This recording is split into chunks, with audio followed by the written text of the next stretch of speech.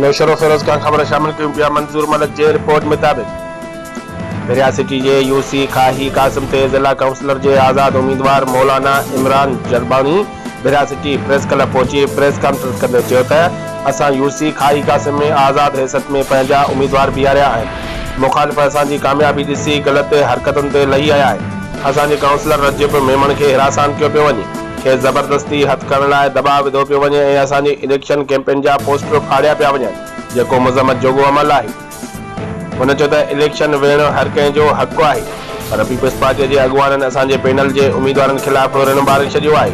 हुन खदशो ॾेखारींदे चयो त पीपल्स पार्टीअ जा अॻुवान प्लानिंग तहत इलेक्शन में धांधली करण लाइ अहिड़ा हरबा इस्तेमाल करे रहिया आहिनि।